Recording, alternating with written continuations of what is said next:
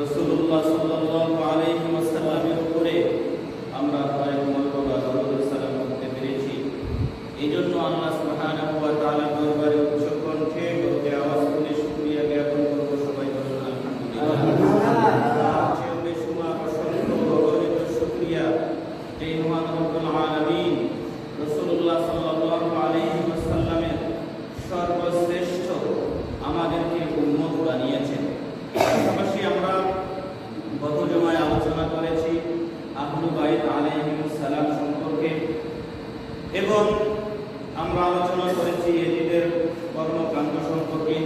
তার কিছু আলোচনা সহ আজকে যে আয়াতে কারিমাটা আমি তেলাওয়াত করেছি সেই আয়াতের আলোকে কিছু কথা বলবো। আল্লাহ তাআলা আপনাদেরকে ধৈর্য সহকারে শ্রবণ করার, আমাদের সকলকে আল্লাহ তাআলা তৌফিক দান করুন। সকলে বলুন আমিন। মহান আল্লাহ সুবহানাহু ওয়া তাআলা তিনি কুরআনুল কারীমের সূরাতুল আহজাবের একখানা আয়াতে কারিমায় আল্লাহ তাআলা যে বিষয়টা ফুটে তুলেছেন সেইটা আমি তেলাওয়াত করেছি। আয়াতটি হচ্ছে ইন্না আরাদনাল আমানাতা আলাস সামাওয়াতি ওয়াল আরদি ওয়াল জিবালি ফাআবাইনা আন ইয়াহমিলনাহা ওয়া আশফাকনা মিনহা ওয়া হামালাহাল ইনসান ইন্নাহু কানা যালুমান জাহুলা। এই আয়াতের মধ্যে আল্লাহ সুবহানাহু ওয়া তাআলা যে বিষয়টা নিয়ে আলোচনা করেছেন সেটি হচ্ছে আল্লাহ তাআলা বলেন যে নিশ্চয় আমি আকাশ, পৃথিবী ও পর্বতমালার সামনে আমানাত পেশ করলাম। ইন্না আরাদনাল আমানাতা, এই আমানতটাকে আমি আসমান, জমিন এবং পাহাড়ের সামনে পেশ করলাম। ফাআবাইনা আন ইয়াহমিলনাহা, অতঃপর সেই আসমান, জমিন, পাহাড় এরা সকলেই অস্বীকার করল। ফাআবাইনা, তারা অস্বীকার করল, আন ইয়াহমিলনাহা, সেটাকে গ্রহণ করতে, ওয়া আশফাকনা মিনহা, এবং এতে তারা ভীত হয়ে গেল, এমন ভয় পেল যে এটা তাদের পক্ষে বহন করা সম্ভব নয়। এরপর আল্লাহ তাআলা বলেন ওয়া হামালাহাল ইনসান, সেই আমানতটা বহন করলো মানুষ, মানব জাতি। বলুন সুবহানাল্লাহ। তাহলে এখানে আমানত বলতে কি বোঝানো হয়েছে আমরা সেটাই আগে বুঝবো। যেহেতু আল্লাহ তাআলা বললেন যে ইন্না আরাদনা, আমি পেশ করলাম আমানাত, আমানাতকে কোথায়? আলাস সামাওয়াতি ওয়াল আরদি ওয়াল জিবালি, আসমান, জমিন, পাহাড়ের সামনে, পাহাড়ের উপরে যখন আমি আমানতটাকে পেশ করলাম, রাখলাম, তারা সকলেই ফাআবাইনা আন ইয়াহমিলনাহা, তারা সকলে অস্বীকার করলো, মানে গ্রহণ করতে পারবে না, আমানত নিতে তারা পারবে না। কিন্তু এবং তারা নিতে তো পারবেই না, ভয় পেয়ে গেল, এমন ভীত হয়ে গেল যে তাদের পক্ষে সম্ভব না। কিন্তু আল্লাহ তাআলা যখন আদম আলাইহিস সালামকে সৃষ্টি করার পরে এই আমানতটা দিলেন, তিনি গ্রহণ করে নিলেন। সুবহানাল্লাহ। তাহলে এই সংক্ষিপ্ত আয়াতের থেকে বোঝা যায় যে আসমান, জমিন, পাহাড়, পর্বত যেটা করতে সম্ভব না, সক্ষম নয়, সেটা মানুষ বহন করে। আল্লাহ তাআলা যে সর্বশ্রেষ্ঠ জাতি হিসেবে আল্লাহ তাআলা সৃষ্টি করেছিলেন, ফেরেশতাদেরকে বলেছিলেন যে সর্বশ্রেষ্ঠ জাতি হচ্ছে মানব জাতি, সেটি হচ্ছে খলিফা, আমার খলিফাকে আমি সৃষ্টি করব, পৃথিবীতে পাঠাবো। এই আয়াত থেকে সেটাও কিন্তু প্রমাণ হয় যে এই জিনিসটা আসমান পারে নাই, জমিন পারে নাই এবং পাহাড় পর্বত পারে নাই, সেটা মানুষ গ্রহণ করে নিয়েছে। এই আয়াতের আমানতের ব্যাখ্যায় একাধিক মুফাসসির একাধিক বর্ণনা করেছেন। আমানত বলতে কি বোঝানো হয়? আমানত বলতে সাহাবায়ে কেরামদের মধ্য থেকে তারা বলেছেন যে এখানে আমানত বলতে যথাযথ দায়িত্ব পালন। আল্লাহ তাআলা আমাদেরকে যে দায়িত্ব দিয়ে পৃথিবীতে পাঠিয়েছেন, সেই দায়িত্ব হচ্ছে হুকুম আহকাম পালন করা। আল্লাহ তাআলা যে নির্দেশ দিয়েছেন সেই নির্দেশ পালন করা, যেটার থেকে আল্লাহ তাআলা নিষেধ করেছেন সেই নিষেধকে দূরে রাখা, নিষেধ থেকে দূরে থাকা। এই আমানত আল্লাহ তাআলা মানব জাতিকে দিয়েছে, মানব জাতি গ্রহণ করে নিয়েছে। পৃথিবীতে আসার পরে এই আমানতের দায়িত্ব যে সঠিকভাবে পালন করতে পারবে সে হবে আল্লাহ তাআলার একমাত্র প্রিয় বান্দা। আর এই আমানতের যে খেয়ানত করবে, অর্থাৎ আল্লাহ তাআলা তাকে যেইভাবে সৃষ্টি করেছে যে আমানত দিয়ে, যখন সে আমানতের খেয়ানত করবে তখনই সে পাপিষ্ঠ বান্দা হিসেবে আল্লাহ তাআলার কাছে সাব্যস্ত হবে। নাউযুবিল্লাহ। তাহলে এখানে আমানত বলতে আরো অনেক কিছু বোঝানো হয়েছে, যে ফরজ বন্দিগি, আল্লাহ তাআলা যে বিষয়গুলো আমাদের উপরে ফরজ করে দিয়েছেন সেই বিষয়গুলো। এবং এখানে আরেকটা ব্যাখ্যা হচ্ছে ধন সম্পদ। ধন সম্পদ আল্লাহ তাআলা আমাদেরকে দিয়েছেন, সেটা হালাল, কোনটা হালাল কোনটা হারাম, দুইও দিক রয়েছে। আপনি উপার্জন করবেন, হালাল দিক আছে, হারাম দিক আছে, এইটাও আমানত। আপনি যদি আমানত রেখে হালাল দিক থেকে উপার্জন করেন, হারামটাকে বর্জন করেন, তাহলে এটা আপনার শরীয়ত মোতাবেক হয়ে যাবে। এই আয়াত অর্থাৎ আমানার ভেতরে এই সব কিছু বিষয় চলে এসেছে। এই আয়াতের ব্যাখ্যা করতে গিয়ে হযরত আব্দুল্লাহ ইবনে মাসউদ রাদিয়াল্লাহু তাআলা আনহু তিনি বলেছেন, উক্ত আয়াতে ধন সম্পদের আমানত হেফাজতের জন্য আল্লাহ তাআলা সেই আমানতটাকে বলেছেন। অন্য আরেকটি ব্যাখ্যার মধ্যে এসেছে, আল্লাহ তাআলা মানব জাতিকে যখন সৃষ্টি করেন মায়ের গর্ভে, সৃষ্টি করার পরে আল্লাহ তাআলা লজ্জাস্থান সৃষ্টি করেন। এই লজ্জাস্থান সৃষ্টি করার সাথে সাথে তার মধ্যে আমানত দিয়ে দেওয়া হয় যে তুমি তোমার লজ্জাস্থানের আমানত, তোমার কাছে এই জিনিসটা আমি দিলাম, তুমি কি এটার আমানত রক্ষা করবে নাকি এটাকে অবৈধ পথে তুমি ব্যবহার করবে। এই ব্যাখ্যাটাও সাহাবায়ে কেরাম করেছেন যে আমানতের ব্যাখ্যা সেটা তার লজ্জাস্থান। এই লজ্জাস্থানের যে আমানত সঠিকভাবে করতে পারবে না দুনিয়াতে আসার পরে, তাহলে সে আল্লাহ তাআলার নাফরমান বান্দা হিসেবে সাব্যস্ত হবে। এই আমানতের ব্যাখ্যায় আরো অনেকগুলি মতামত পেশ করেছেন সাহাবায়ে কেরাম। আমি সংক্ষিপ্ত কয়েকটা বললাম যে আল্লাহ তাআলা যে আমানতটা আমাদেরকে দিলেন, যে আমানত পাহাড় নিল না, যে আমানত আসমানবাসী নিতে পারলো না, যে আমানত জমিনবাসী নিল না, শুধুমাত্র হযরত আদম আলাইহিস সালামকে দিলেন। আদম আলাইহিস সালামের মাধ্যমে আল্লাহ তাআলা আমাদের উপরে এই আমানত দিয়েছেন। সেই আমানতের খেয়ানত করা যাবে না। এখন আমানতের খেয়ানত কোন কোনগুলো, এর ব্যাখ্যায় সাহাবায়ে কেরাম একাধিক মত পেশ করেছেন।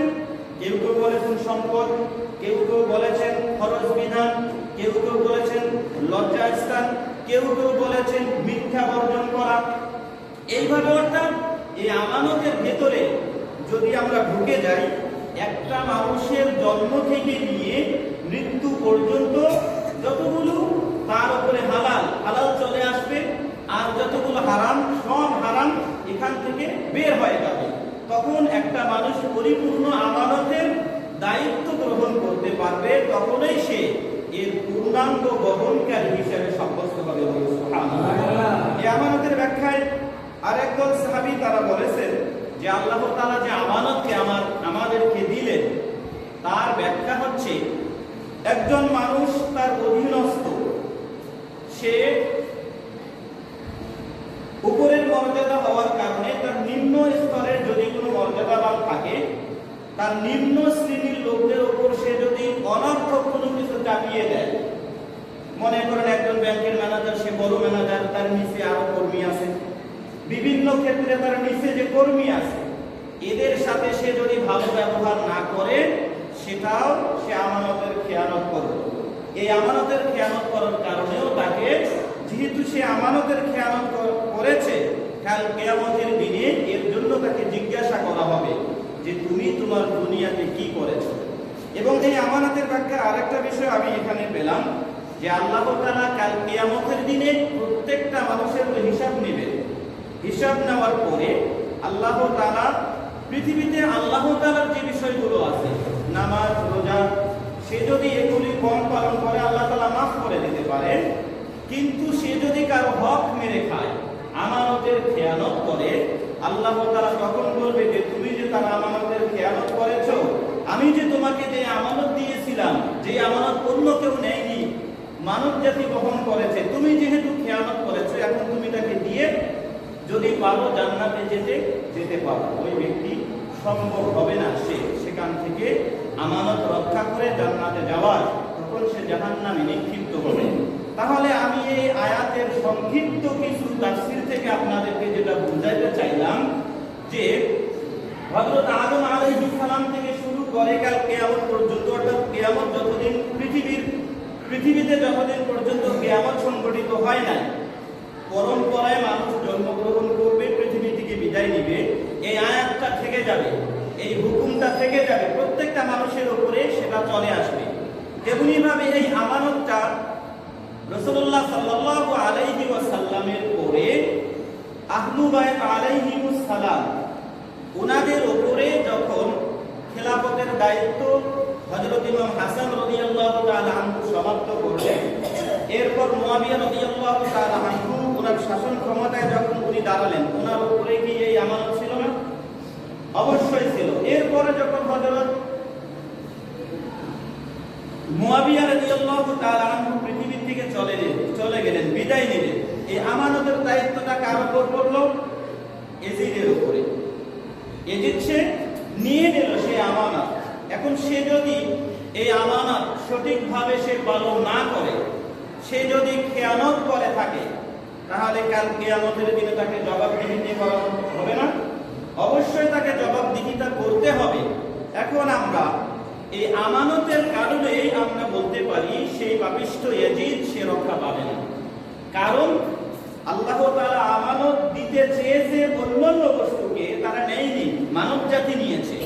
তেমনি ভাবে ইয়াজিদের উপরে যখন এই আমানত এসেছে এবং রাসূলুল্লাহ সাল্লাল্লাহু আলাইহি ওয়াসাল্লাম তিনি ভবিষ্যৎবাণী করে দিয়েছেন যে আমার উম্মতের মধ্যে একদল লোক আমার এই আবু বাইদকে শহীদ করে দিবে। তখন রাসূলুল্লাহ সাল্লাল্লাহু আলাইহি ওয়াসাল্লামের সামনে যে সাহাবায়ে কেরাম বসা ছিল, তারা বলেছিল, ইয়া রাসূলুল্লাহ, আমুমিনুন, তারা কি মুমিন হবে না? আল্লাহ রাসূল বলবেন, হ্যাঁ মুমিন হবে, মুমিনদের মধ্য থেকেই হবে। এরপরেও তারা আমার আবু বাইদকে শাহাদাত বরণ করে দেবে। এই সমস্ত ব্যক্তি হচ্ছে কারা? ইয়াজিদের উত্তরসূরিরা। তারাই 51 হিজরিতে ইয়াজিদের সাথে হযরত ইমাম হুসাইন রাদিয়াল্লাহু তাআলা আনহু যখন যুদ্ধে গিয়েছেন, তার হাতে বায়াত করেননি। 61 হিজরিতে হযরত ইমাম হুসাইন রাদিয়াল্লাহু তাআলা আনহু ইয়াজিদের হাতে বায়াত করেন নাই। না করার কারণে জোরপূর্বক সে জোর চাপিয়ে দিয়েছে ওলীদ বিন উতবার কাছে, পর্যায়ক্রমে এসে গিয়েছে উবাইদুল্লাহ বিন জিয়াদের কাছে। এইভাবেই কিন্তু কারবালার প্রান্তরে হযরত ইমাম হুসাইন রাদিয়াল্লাহু তাআলা আনহু নির্মমভাবে শাহাদাত বরণ করেছেন। আপনারা এগুলি বিস্তারিত আমরা বলেছি, আপনারা শুনেছেন। আজকে আমি যে কথাটা বলবো যে এই পাপিষ্ঠ ইয়াজিদ সে এত কিছু সংগঠিত করার পরে সে কিভাবে মৃত্যুবরণ করল। সে রাসূলুল্লাহ সাল্লাল্লাহু আলাইহি ওয়াসাল্লামের আহলু বাইতকে শাহাদাত করলো 61 হিজরিতে। এরপরে মদিনাতুল মুনাওয়ারা হাজরত ঘটনা আমি বলেছি, এই সংকটের ঘটনা ঘটালো। এরপরে মক্কাতুল মুকাররমায় সে আক্রমণ করলো। মক্কা শরীফের মধ্যে বিশালভাবে সে সৈন্য পাঠিয়ে দিল। হযরত আব্দুল্লাহ ইবনে জুবাইর রাদিয়াল্লাহু তাআলা আনহুকে ঘেরাও করে রাখলো তার সৈন্যবাহিনী। এরপরে সে হঠাৎ সে মৃত্যু মুখে পতিত হল। মৃত্যু মুখে পতিত হওয়ার সময় ইয়াজিদের বয়স কত ছিল? ইয়াজিদের জন্ম হচ্ছে 26 হিজরিতে, মতান্তরে 27 হিজরিতে, দুইটা মত পাওয়া যায়। 26 হিজরিতে সে যেহেতু জন্মগ্রহণ করেছে, 26 থেকে যদি 64 আমরা মিলাই তাহলে তার বয়স হবে 38, অথবা কোনো কোনো মতে আছে তার বয়স ছিল 39। এই সংক্ষিপ্ত বয়সে মাত্র হায়াত পেয়েছেন 39 বছর এবং সে খেলাফত হযরত মুয়াবিয়া রাদিয়াল্লাহু তাআলা আনহু ইন্তেকালের পরে সে শুধুমাত্র রাষ্ট্র পরিচালনা করেছে 3.5 বছর বা 3 বছর 8 মাস, কারো মতে 3 বছর 8 মাসের এই পুরো খেলাফতের ভিতরে সে যতগুলো কর্মকাণ্ড ঘটিয়েছে অন্য কারো পক্ষে এত নির্মম কর্মকাণ্ড ঘটানো সম্ভব হয়নি। সে হচ্ছে ইয়াজিদ। সে কি? সে হচ্ছে ইয়াজিদ। ইয়াজিদের মৃত্যু সম্পর্কে যদি আমরা ঘটনাগুলো আর বেদায়া ও নেহায়াতে বিস্তারিত আছে, তার মধ্যে আমি দুইটা বর্ণনা আপনাদেরকে শোনাইতে পারি যে ইয়াজিদ মারা গেল কিভাবে।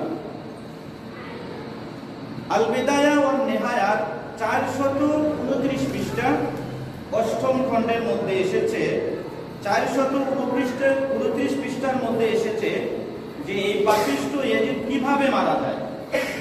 তার মারা যাওয়ার ইতিহাস এখানে এভাবে বর্ণনা করা হচ্ছে যে ইয়াজিদ মৃত্যুর আগে সে যখন মারা যাবে তার কিছুদিন আগ থেকেই সে বানর পালা শুরু করলো, গাধা পালন করা শুরু করলো। এখানে এসেছে, আমি আপনাদেরকে পড়ে শোনাই যে ইয়াজিদ মারা যাওয়ার আগে সে কি কি কাজ করেছে। ইয়াজিদ যখন মারা যাবে তার আগে বর্ণনা করেন,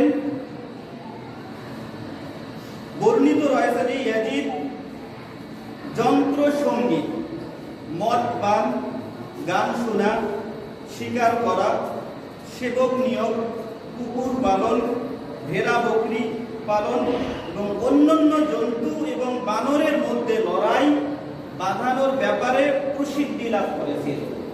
মৃত্যুর আগে সে কি কি কাজ করেছিল এখানে স্পষ্টভাবে রয়েছে। আল বিদায়া ওয়ান নিহায়া কিতাব 8ম খণ্ড 429 পৃষ্ঠা।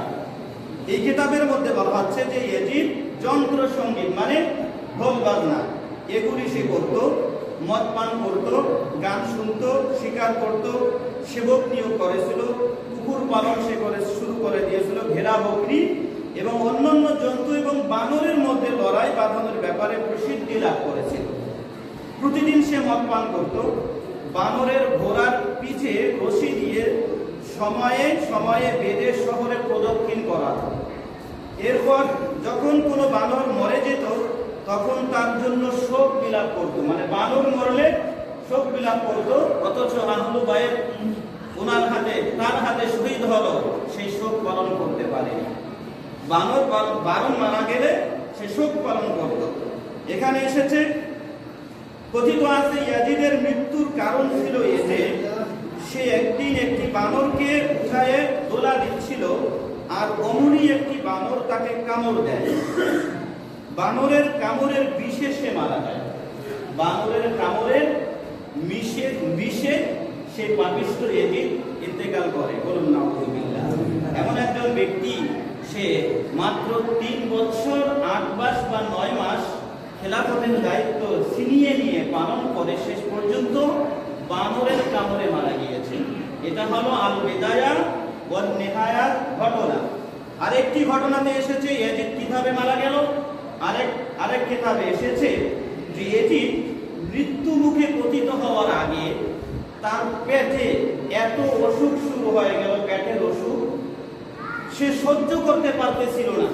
পেটের ব্যথায় তার কাছে মনে হচ্ছিল যে মনে হয় পেট ছিঁড়ে যাবে, টুকরা টুকরা হয়ে যাবে, তার নাড়ি ভুঁড়ি ভেতরে পচে গিয়ে টুকরো টুকরো হয়ে সে এমন ক্ষতিগ্রস্ত হয়েছিল, মরার সময় তার শরীর থেকে দুর্গন্ধ বের হওয়া শুরু হলো। আর এভাবেই সে পাপিষ্ঠ ইয়াজিদ দুনিয়ার থেকে বিদায় নিল। বলুন নাউযুবিল্লাহ। সেই হচ্ছে পাপিষ্ঠ ইয়াজিদ। সে যেভাবে আহলু বাইত আলাইহিমুস সালামকে কষ্ট দিয়েছে, মহান আল্লাহ সুবহানাহু ওয়া তাআলা তাকেও দুনিয়ার থেকে বিদায় নেওয়ার আগে লাঞ্ছিত করে মৃত্যু মুখে পতিত করেছে। কারণ আল্লাহ তাআলা দুনিয়াতে যে যতটুকু তার দায়িত্ব পালন করবে, তার আমানত রক্ষা করবে, আল্লাহ তাআলা তাকে ওই রূপ করেই দুনিয়ার থেকে বিদায় নেবেন। দেখুন সেই ইয়াজিদ তাকে যে আপনার কবর দেওয়া হয়েছে, কোথায় কবর দেওয়া হয়েছে এ প্রসঙ্গেও এসেছে যে ইয়াজিদের কবরটা দামেস্কে শহরের বুআস নামক স্থানে তাকে দাফন করা হয়। এবং কিতাবে এসেছে ইয়াজিদকে কিভাবে দাফন করা হলো।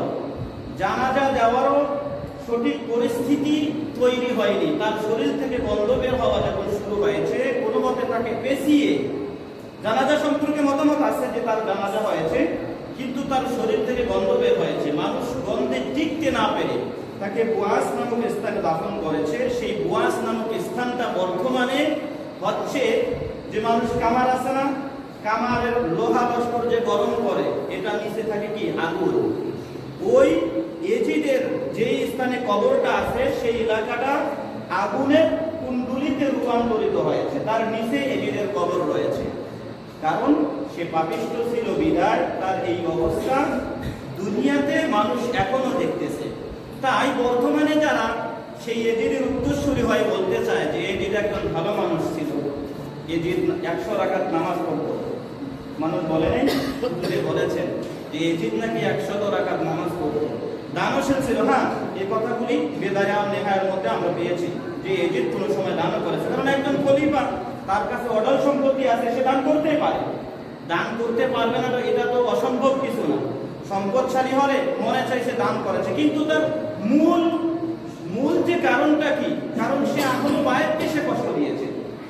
আহলে বায়াত সে কষ্ট দিয়েছে এবং মরার আগে সে এই কাজগুলো করেছে, এগুলো তো আমার বানানো কথা না। আল বেদায়া ওয়ান নিহায়া 8ম খণ্ড 429 পৃষ্ঠার মধ্যে স্পষ্ট কথাগুলো লেখা রয়েছে।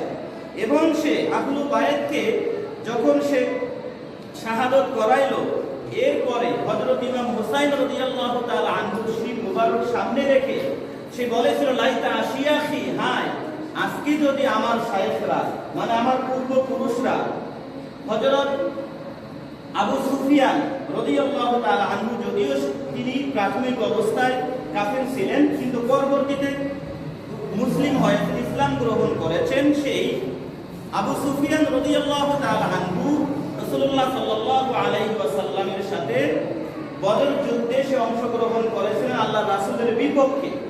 আর সেই বিপক্ষে 70 জন কাফেরকে রাসূলুল্লাহ সাল্লাল্লাহু আলাইহি ওয়াসাল্লাম তিনি হত্যা করেছিলেন।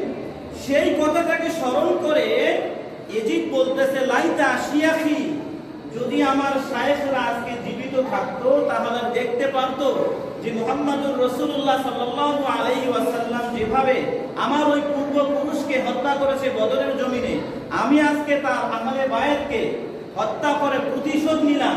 যদি তারা আজকে জীবিত থাকতো তাহলে আমাকে বাহবা দিত, বলুন না আলহামদুলিল্লাহ।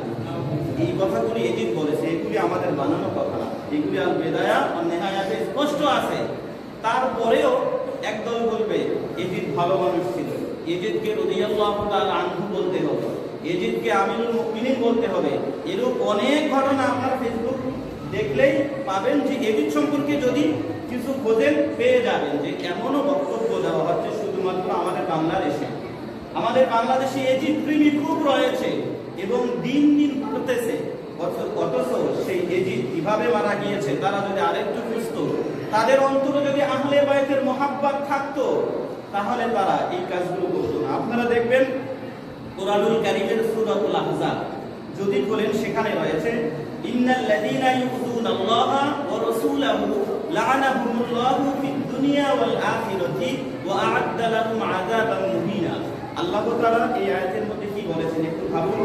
ইন্নাল লাযীনা ইউযুনাল্লাহ, যারা আল্লাহ তাআলাকে কষ্ট দেয়, ওয়া রাসূলাহু, এবং তার রাসূলকে কষ্ট দেয়।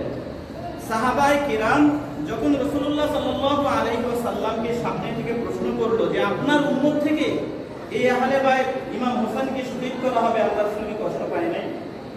আল্লাহ রাসূলের সামনে যখন হযরত জিবরিল আলাইহিস সালাম কারবালার মাটি নিয়ে আসলো, আল্লাহ রাসূল চোখের পানি ফেলেন নাই? হাদিসে এসেছে আল্লাহ রাসূল চোখের পানি ফেলেছে, কেঁদেছে।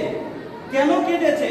আহলে বায়াতকে শহীদ করে দেওয়া হবে। আল্লাহ রাসূলের অন্তরে কষ্ট পাইছে কিনা?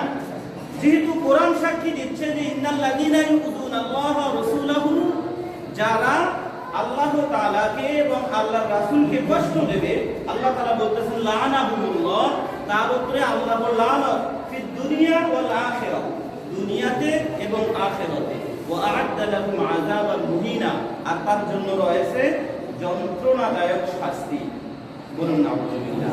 তাহলে সেই পাপিষ্ঠ এজিদের মধ্যে এই কাজগুলো ছিল না। এজন্যই আমরা এজিদ প্রেমী হব না। আমরা আহলু বায়াতকে ভালোবাসি। আহলু বায়াতকে ভালোবাসলে আপনি জান্নাতি হবেন। অসংখ্য সহিহ হাদিস রয়েছে। রাসূলুল্লাহ সাল্লাল্লাহু আলাইহি ওয়াসাল্লামের সামনে যখন হযরত ইমাম হুসাইন রাদিয়াল্লাহু তাআলা আনহু খেলতেছিলেন, হযরত আবু বকর রাদিয়াল্লাহু তাআলা আনহু প্রশ্ন করলেন, আপনি কি ভালোবাসেন? জিবরিল আলাইহিস সালাম একদিন এসে আল্লাহ রাসূলকে বললেন, আপনি কি ভালোবাসেন? আল্লাহ রাসূল বললেন, হ্যাঁ আমি তো ভালোবাসি ইমাম হুসাইনকে। তখন জিবরিল আলাইহিস সালাম বললেন যে আপনার এই নাতিকে তো শাহাদাত করে দেওয়া হবে। আল্লাহ রাসূল খুব কষ্ট পেলেন। অন্য হাদিসের মধ্যে আল্লাহ রাসূল নিজেই বলেছেন, ফাহিব্বাহুমা, তোমরা যদি এই দুজনকে ভালোবাসো তাহলে আমি নবীকে ভালোবাসা হবে, আর আমি নবীকে ভালোবাসা মানে জান্নাতি হওয়া। বলুন সুবহানাল্লাহ। তাহলে আহলু বায়াতকে ভালোবাসবো, এটা আমাদের ঈমানের দাবি। এটা আল্লাহ সুবহানাহু ওয়া তাআলা আমাদের উপরে ঈমান নামক দৌলত দিয়েছেন যে যারা আল্লাহর রাসূলের প্রতি ঈমান আনবে, রাসূলকে ভালোবাসবে, তারাই হবে ঈমানদার। আর যারা আহলু বায়াতকে ভালোবাসবে না, আমি তো আরেকটা আলোচনার মধ্যে বলেছি যে আল্লাহ তাআলা কোরআনুল কারীমের মধ্যে আরেকটা আয়াত নাযিল করেছেন, যেখানে বলেছেন কুল্লা আসআলুকুম আলাইহি আজরা ইল্লাল মাওয়াদ্দাতা ফিল কুরবা। আল্লাহ তাআলা বলতেছেন, হে হাবিব আপনি বলে দেন আপনার উম্মতকে যে আমি তোমাদের কাছে যে রিসালাতের দায়িত্ব পৌঁছেছি এর বিনিময়ে অন্য কিছু চাই না, শুধুমাত্র চাই আহলু বাইতের মুহাব্বত। যে মাওয়াদ্দাতা ফিল কুরবা, মাওয়াদ্দা শব্দটা হচ্ছে ওয়াদ্দা ইয়াউদ্দু শব্দ থেকে, ওয়াদ্দা ইয়াউদ্দু মানে ভালোবাসা, একে অপরকে মুহাব্বত করা। মাওয়াদ্দা ভালোবাসা, বিল কুরবা আহলু বাইত। কুরবার ব্যাখ্যা অসংখ্য আমরা করেছি। কুরবা বলতে আল্লাহ রাসূলের নিকটাই আত্মীয়, কুরবা বলতে রাসূলুল্লাহ সাল্লাল্লাহু আলাইহি ওয়াসাল্লামের বংশীয় লোক, কুরবা বলতে রাসূলুল্লাহ সাল্লাল্লাহু আলাইহি ওয়াসাল্লামের আওলাদ থেকে আসবে। এই সবাইকে যারা ভালোবাসবে তারাই হবে কুরবার অন্তর্ভুক্ত এবং তারাই জান্নাতি হিসাবে সাব্যস্ত হবে। তাই আমাদের সমাজে ইজিদ প্রেমী থাকলেও আমরা ইজিদকে ভালোবাসতে পারি না। ইজিদকে ভালোবাসা সম্ভব না। একজন ইমানদারের ভেতরে কলবে যদি তার আল্লাহ এবং আল্লাহর রাসূলের মুহাব্বত থাকে, সে কোনোদিন ইজিদকে মুহাব্বত করতে পারে না। হাদিসে এসেছে রাসূলুল্লাহ সাল্লাল্লাহু আলাইহি ওয়াসাল্লাম বলেন, লা ইয়াদখুলু কলবা রাজুলিল ঈমান, ঈমান ততক্ষণ পর্যন্ত ব্যক্তির অন্তরে প্রবেশ করবে না হাত্তা ইউহিব্বাহুম লিল্লাহি তাআলা ওয়া লিকারাবাতি। বলুন সুবহানাল্লাহ। আল্লাহ রাসূল বলতেছেন সহিহ হাদিসে যে ব্যক্তির অন্তরে ঈমান প্রবেশ করবে না যতক্ষণ না তারা তাদেরকে ভালোবাসবে। তাদেরকে মানে আহলু বাইতকে। আহলু বাইতকে কি জন্য ভালোবাসবে? হাদিসে এসেছে লিল্লাহি তাআলা, আল্লাহ তাআলার জন্য, ওলি করাবাতি আল্লাহ রাসূল বলেন এবং আমার নিকটাত্মীয় ভেবে। অথবা অন্য হাদিসে এসেছে যে ওলি রাসূলিহি, রাসূলের জন্য। যারা আহলু বাইতকে মুহাব্বত করবে, তাদের অন্তরে ঈমান প্রবেশ করবে, তারাই হবে আল্লাহ রাসূল সাল্লাল্লাহু আলাইহি ওয়াসাল্লামের একনিষ্ঠ উম্মত। আল্লাহ তাআলা আমাদের সকলকে কথাগুলো বুঝার, আমল করার তৌফিক দান করুন। সকলে বলুন আমিন। তাই আমি যে আয়াতটা প্রথমে পাঠ করেছি, ইন্না আরাদনাল আমানাতা আলাস সামাওয়াতি ওয়াল আরদি ওয়াল জিবালি, এই আয়াতের যে আমানত, এই আমানত ইজিদের উপরে বর্তাইছিল। এরপরে পর্যায়ক্রমে যে ওই শাসকের দায়িত্বে আসবে তার উপরে বর্তাবে। শুধুমাত্র যে শাসকের উপরে এই আমানত আসবে তা কিন্তু না। প্রতিটা মানুষের যেই সেক্টরে সে যে রয়েছে, প্রত্যেকটা সেক্টরে আমার উপরে একটা আমানত আছে। সে আমানত কি? আমি আমার পরিবার পরিচালনা করব, এখানে আমার আমানত আছে। আমি একটা মসজিদের দায়িত্বে আছি, এখানে আমার আমানত আছে। আমি যদি আমার সেক্টরে থেকে আমার আমানত রক্ষা করতে না পারি, তাহলে কাল কিয়ামতের দিনে আল্লাহ তাআলা করবে। যেহেতু আল্লাহ তাআলা এই আমানত নামক দৌলত মানব জাতিকে দিয়েছেন, এটি অন্য কোনো প্রান্তে আল্লাহ তাআলা দেননি যে তারা বহন করবে। ইন্না আরাদনাল আমানাতা আলাস সামাওয়াতি ওয়াল আরদি ওয়াল জিবালি ফাআবাইনা আন ইয়াহমিলনাহা ওয়া আশফাকনা মিনহা ওয়া হামালাহাল ইনসান ইন্নাহু কানা যালুমান জাহুলা।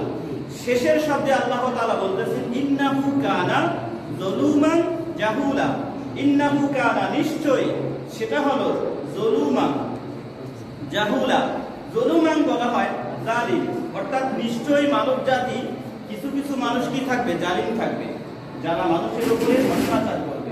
এবং জাহুলা, জাহুলা বলতে অল্প বোঝানো হয়েছে।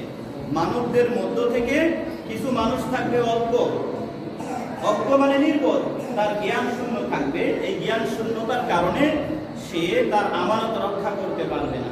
তাই আমরা জেনে বুঝে আমাদের উপরে আল্লাহ তাআলা যে আমানত দিয়েছেন, আমরা আমানত রক্ষা করার চেষ্টা করব। আল্লাহ তাআলা যেন আমাদেরকে আমানত রক্ষা করে এই পৃথিবীতে বসবাস করার এবং আহলু বাইত আলাইহিমুস সালামের মুহাব্বত আমাদের অন্তরে পয়দা করার আল্লাহ তাআলা তৌফিক দান করুন। সকলে বলুন আমিন। এভাবে যে শুধুমাত্র এজিদ